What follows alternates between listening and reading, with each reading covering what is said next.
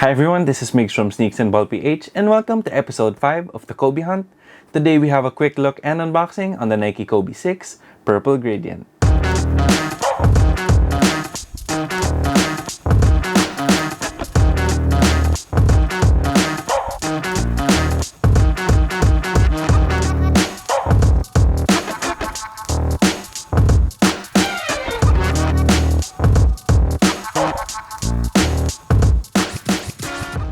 The Nike Kobe 6 is definitely one of the most beloved and one of the most popular Kobe models of all time, and it's equal parts because of its absolutely beastly performance and its very unique look. So of course this pair that I do have is from the original release in 2010 to 2011, where the Lakers were fresh off back-to-back championships and were gunning for a third. Kobe was still performing at an extremely high level, and the Lakers were humming along to the tune of 57 regular season wins. This would be enough to get them the second seed in the highly competitive Eastern Conference behind the San Antonio Spurs. However, after eliminating the Chris Paul-led New Orleans Hornets in the first round, they were swept by the eventual champion Dallas Mavericks in the second round. But nevertheless, Kobe did still have a really good season, making his 13th straight All-Star start, as well as his 4th NBA All-Star Game MVP. This purple gradient colorway of the Nike Kobe 6 is definitely one of the fan favorites. However, it isn't quite on the same level as the heavy hitters when it comes to colorways of the Kobe 6, because for that you do have the Grinch Kobe 6s, the Del Sols, and the All-Star Game Kobe 6s. There has been some good news. So this year they released the Nike Kobe 5 Pro Throw, and the Nike Kobe 6 Pro Throw is rumored to be releasing early in 2021. It does seem like they will start off with a bang for the Kobe 6 Pro Throw releases, because the rumors are that they are gonna be releasing those heavy-hitting colorways. Then with that out of the way, let's get into the review. So the Nike Kobe 6 that I found on the resale market didn't come with a box, but I really don't mind, and if I can remember correctly, it still has that standard Kobe box that's pretty much all black and pretty plain, so you know that wasn't really that big of a deal. But it was kept in really good condition, so here you have it guys. This is the Nike Kobe 6 Purple Gradient. Then just a few quick tech specs on the Nike Kobe 6. So for the outsole, you have this traction pattern that kind of resembles a web, or kind of like foamy bubbles. The pattern is uniform from the forefoot to the heel, and then you have just a few flex grooves. I did try these out on my wood floors and they weren't really sticking that well. But with the original Kobe 6, as far as I can remember, you really needed to break in the traction.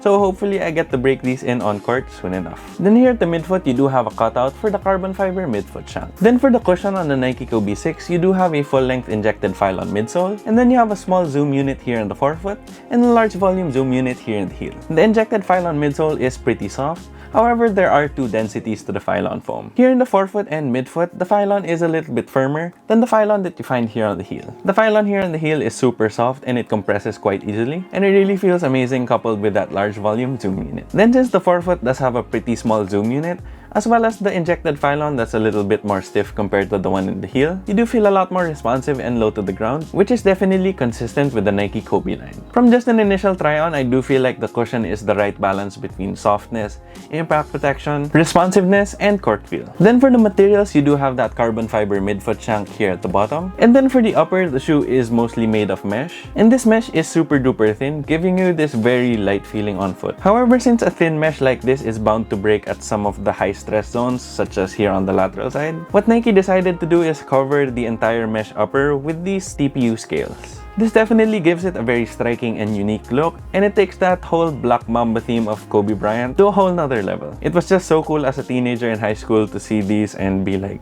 what? They actually put snake scales on a shoe. But more than it being a cool aesthetic piece, it really does protect the mesh underneath. Then here at the heel, you do have a little bit of synthetic leather, and you have this pretty robust plastic heel cup. Then here on the tongue, you do have that Nike Torch technology, which is essentially mesh with foam underneath. The foam is in this hexagonal pattern, and I really miss this kind of material because it does two things really well. It keeps the tongue nice and breathable while still giving you a lot of padding so that you can really cinch down your laces. Then on the inside, you have a nicely padded neoprene sock liner, and then you also have flat laces. This is definitely one of my favorite uppers on any basketball shoe of all time because the mesh is super nice and super thin, which means it's also super lightweight. However, you do have those TPU scales that look really cool and protects the mesh underneath. And then you also have that amazing Nike Torch tongue.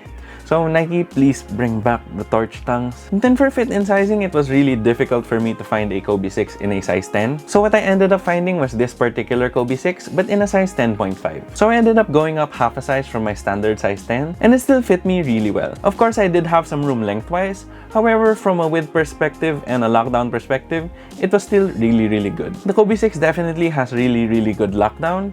So whether you go true to size or up half a size or maybe even a full size, you'll still be pretty locked in and secure inside the shoe. It is on the narrow side, so if you have a normal or narrow foot, then I would recommend going true to size. Then for those with wide feet, I would recommend going up half a size, or if you want to play it safe, you can even go up a full size. Then for the aesthetic details, for the outsole on this purple gradient colorway, you have this bluish purple solid rubber from the forefoot to the midfoot. Then here at the heel, you have solid black rubber. Then you have a gray Kobe logo. Then in the midfoot, you do have that carbon fiber midfoot shank.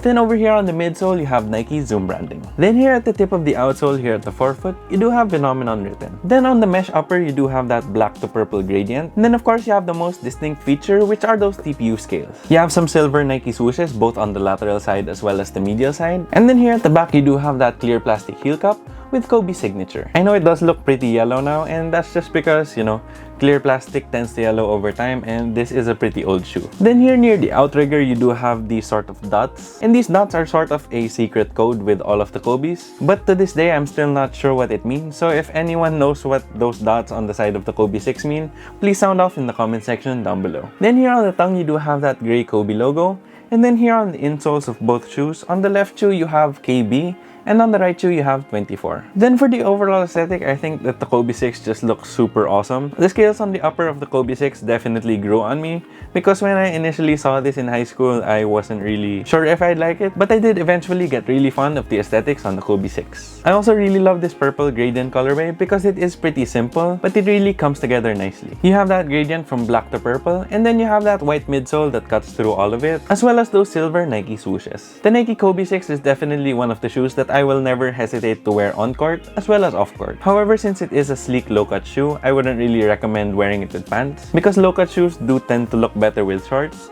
or at least in my opinion. So overall, I just really love the aesthetic on the Kobe 6, and it's definitely one awesome shoe. Then for the price, the Nike Kobe 6 did release in 2010 to 2011, which is quite a while back. So the only way you can grab a pair of Nike Kobe 6s right now is through the resale market. On the resale market, the Nike Kobe 6 definitely has a hefty price tag. In my case, I was able to get the Kobe 6 purple gradients along with a pair of Kobe 7s for 19,000 pesos. So if you calculate that both the Kobe 6 and the Kobe 7 have equal value, then it was roughly 9,500 pesos for these, or around 190 plus US dollars. And also just keep in mind that even though this is a fan favorite colorway, it is nowhere near the grail status of the Del Sols, the Grinches, as well as the All-Stars. So if you really want those specific pairs, it would probably cost you a fortune. However, the Nike Kobe 6 is definitely a really coveted shoe in general, so even if it has a hefty price tag, I still think it's worth it. However, if you are planning to buy a Nike Kobe 6 and you can wait for 2021, then I would advise you to wait for the Kobe 6 Pro Throw. The retail price on those is rumored to be 190 US dollars, so we'll just have to wait and see on those. So there you have it, guys. That concludes episode 5 of the Kobe Hunt featuring the Nike Kobe 6 Purple Gradient. If you liked the video, please make sure to leave a thumbs up down below,